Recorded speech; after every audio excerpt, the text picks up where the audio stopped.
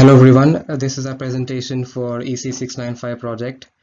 In this project, we implement victim caches in GPUs using idle register files. This is based on the paper called Linebacker Preserving Victim Cache Lines in Idle Register Files of GPUs. As we all know, due to the massively multi-threaded nature of throughput-oriented GPUs, there is tremendous pressure on the memory bandwidth, and the resultant space in the cache per warp is very little. And an analysis of the types of misses in the cache shows that the bulk of the misses are made up by capacity and conflict misses.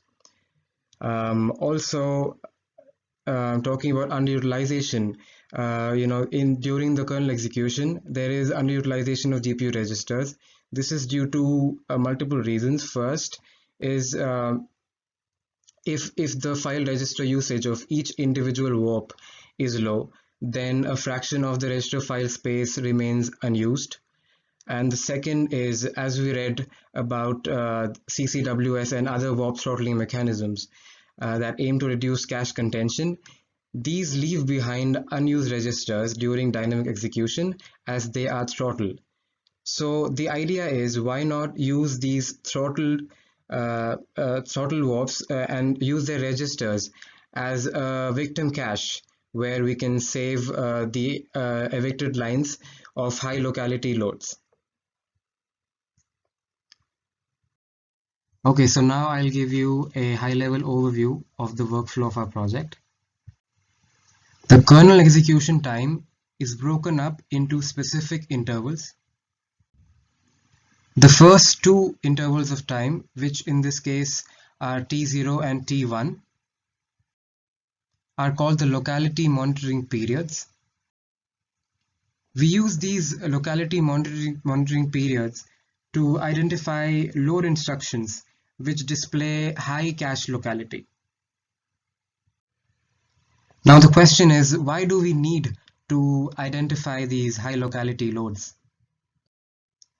It is observed that these load instructions which display high locality for a specific warp tends to do that in other warps as well. So basically loads tend to have a common behavior across different warps. Also, these high locality loads tend to suffer the most from conflict misses. Thus, if we can find a way to save the blocks brought in by these loads and cache them in some way, then we can expect to see a boost in performance. So once the high locality loads are identified at the end of the locality monitoring period, what we do is optimistically throttle a CTA in the expectation that subsequently the cache contention will go down and we'll get a boost in performance.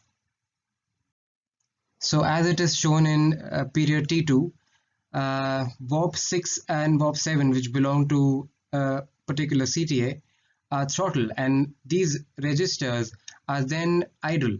So now what we do is we take these registers and then back them up in a off-chip memory location.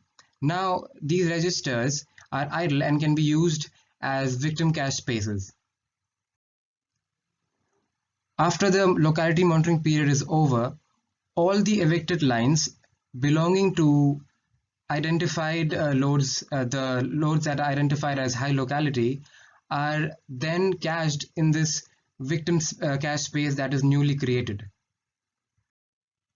At the end of T2, we measure the change in IPC because of throttling of warps. Now, if the variation in IPC is more than a predetermined threshold, that means that the IPC went up, then what we do is again throttle another CTA. This can be seen in period T3, where the registers corresponding to warp 4 and warp 5 are again backed up, creating more space in the registers, which means more space for victim caches, and this will probably translate into better performance. At the end of T3, however, we see that the variation in IPC has actually dropped below a threshold. So now what the project does is basically it restores the register that were backed up back to the register files, and then simply clears out the victim cache lines that were stored. We can simply invalidate the victim cache lines when the registers are restored, because on a write miss, we do not allocate the written line in either the primary or the victim cache. So the net result of this store handling policy is that the data in the victim cache is never dirty. And hence, when a CTA is restored, the data in the victim cache can be overwritten with the register file data. So now this explained process repeats itself until all the CTAs that are active get completed and commit themselves.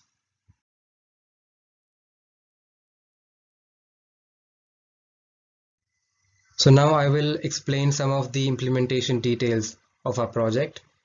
We make modifications to the Shader core pipeline. In the memory pipeline, we introduce two new structures.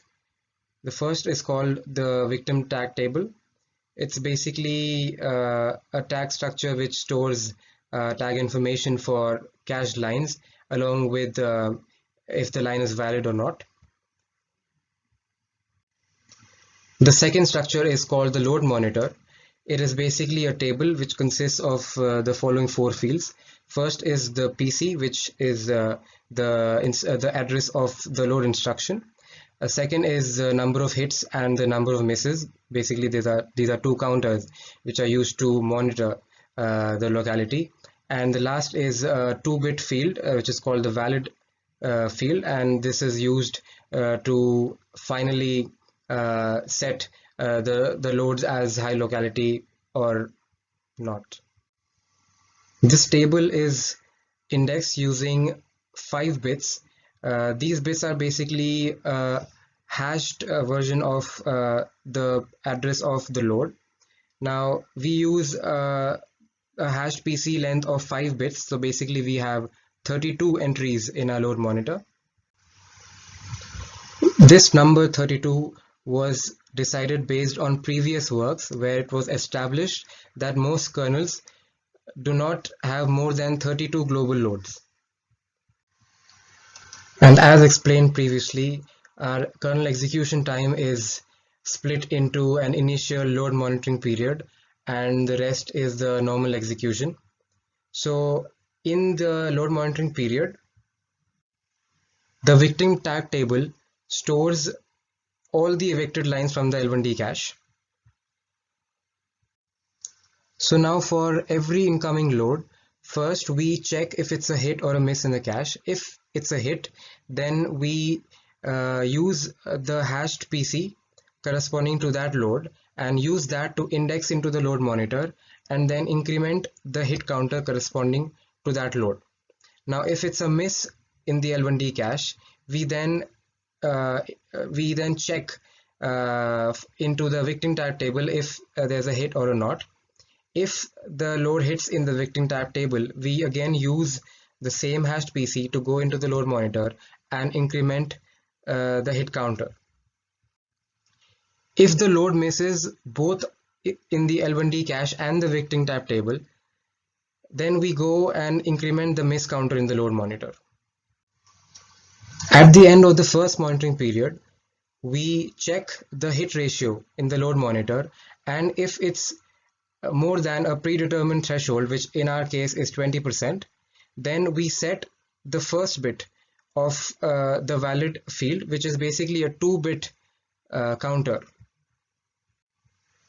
Now at the start of the second monitoring period, we first clear the hit and the miss counts in the load monitor and then repeat the same process all over again. And then we set the other bit of the valid field for the high locality load. So at the end of both the monitoring periods, the loads which have both the bits in the valid field set, we identify them as being high locality loads. Now, during normal execution, after the monitoring period has ended, the victim tab table now only caches the lines, evicted lines, belonging to high locality loads. These evicted lines are identified using a special HPC field that is added to each line in the L1D cache. On a read miss, when a new line is allocated, the hashed PC of the load that brought in the line is saved along with the tag and the data. So now all the loads check the victim tag table in addition to the L1D cache for all their accesses, and if they hit in the victim tag table, that greatly reduces the number of conflict misses, and subsequently the number of accesses to lower levels of memory such as the L2 cache reduces, and we are able to conserve memory bandwidth, as well as we are able to increase the performance. So we have modeled the L2 accesses normalized to the baseline implementation for our victim cached implementation. So we can see that for different benchmarks as shown, like for matrix multiplication, k-means, and backprop, Rodinia backprop, and Rodinia BFS, we see that like our L2 cache accesses reduced due to victim caching as compared to the baseline. We also observe that since our matrix multiplication and k-means are cache-sensitive workloads, we see more effect of victim caching, and we see like there's reduction in the L2 accesses. And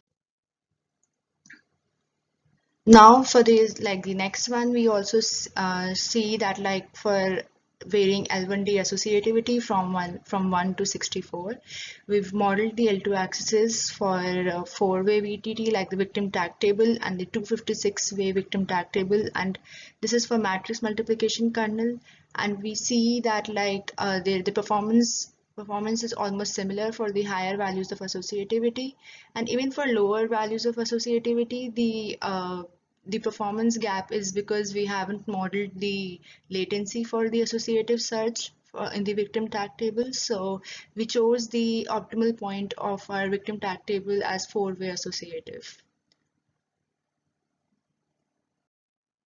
Now we talk about the future scope, like our implementation can be extended further to model the register bank conflicts, which we haven't catered to yet, and this will also like bring out the effect in performance. And for different arbitration policies, we can experiment on that. And then furthermore, the accuracy of interconnect latency and memory bandwidth utilization due to the transfer of throttled register data to off-chip memory can also be modeled, which we haven't modeled yet. So yeah, that's it. Thank you.